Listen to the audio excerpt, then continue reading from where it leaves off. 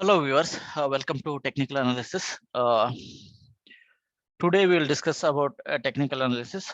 Previously I have made 3 to 4 videos related to basic terms which we use in day-to-day use in stock market.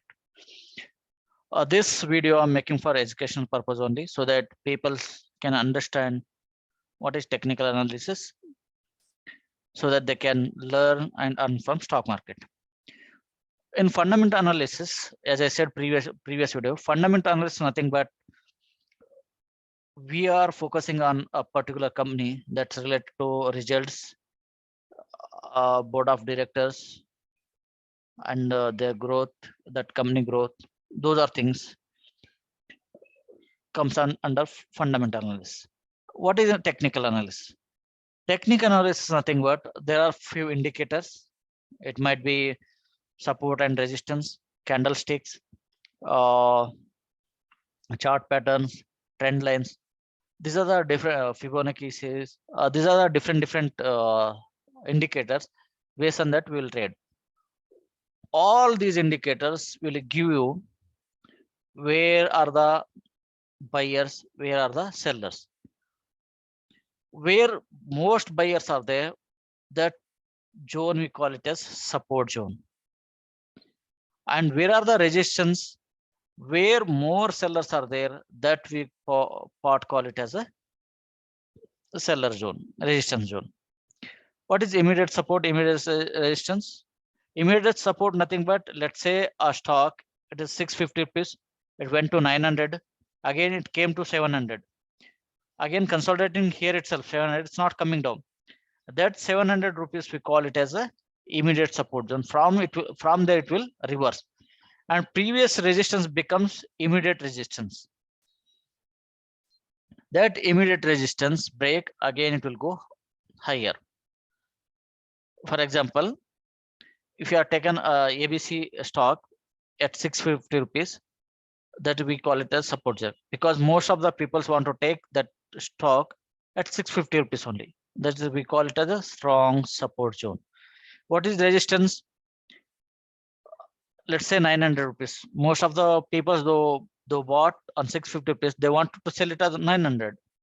900 zone we call it as a strong resistance, seller zone. Okay, I hope you come to know what is support and resistance. I'll take in next slide. Here you are able to see the chart pattern I have shown here. This support and resistance zone, we call it as a demand and supply zone also as well. Accumulation and consolidation both are the same. From here you are able to see demand zone, it will go to supply zone. This is a big gap. This is a trading zone. Once it's crossed, you are able to earn 5 to 7% in major stocks. If it is a penny stocks, it will give you up to 25% return in a month, in a week, because that depends on technical analysis. Distribution zone, nothing but resistance zone. There it will consolidate it. From there it will go up. Again, you will get higher resistance. If let's say if 900 cross, you look for 1200, 1500, 1100 again. From distribution, it came down, again consolidating here. You are able to see, right, reaccumulation zone. This is, we call it as immediate support zone. From here, if breakout upper side, previous supply zone, it becomes immediate resistance. Because here many times consolidated but not able to go up, it came down, again it's trying for up here. This is called as immediate resistance.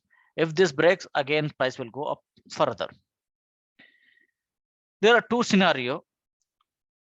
One is from here, it's going to here, again coming here, reaccumulation zone, going up again. This is one scenario. Second scenario, from demand zone, it will go to supply zone. Again, it will come to demand zone. From here, again, it will go up. So if it is false, again demand zone, again many buyers will buy. Thus we call it a strong support zone. If that support zone breaks on daily basis and next day candle opens below that, then we think it as the stock's going into a negative zone, in the sense seller zone. So this demand zone or this support zone becomes strong resistance zone, because many consolidation, it falls further, again next candle opens below that, then this previous support, strong support becomes previous strong support becomes strong zone, strong resistance zone. Stop loss. Why we need to keep stop loss? See, in a good stocks don't keep stop loss. Why? I'll tell you. Let's say 650 rupees a strong support zone. You bought it. It went to 900. You sold it. Again, it came 650. Okay. You kept 550 rupees stop loss. Operator, what will they do? They know where most of the people will keep stop loss. They will take that stock to 530. Again, same day they will bring back above 600. What will happen in that scenario? Many people who kept stop loss will get hit. So you need to keep stop loss only in penny stocks. Don't keep in good stocks stop loss, because operator knows where are the stop loss. They will hit it on same day. Again, it will come up. So in my advice is, don't keep stop loss in good stock until unless on daily basis. When I come to practical chart pattern, I'll show you on the next video. Again, next day candles opens below that, such scenario only you can close the positions, because it fall further again 5 to 7%. There you can buy it.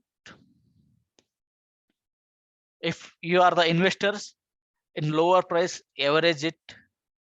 If stock is good, when it comes after consolidation, consolidation will take 1 to 15 days, 1 to 10 days also. That depends on stock. After consolidation, it will come up. Previously you have invested amount, you can take back, and that will get that same stock only lesser price. I hope guys you got the support and resistance knowledge, what I want to explain.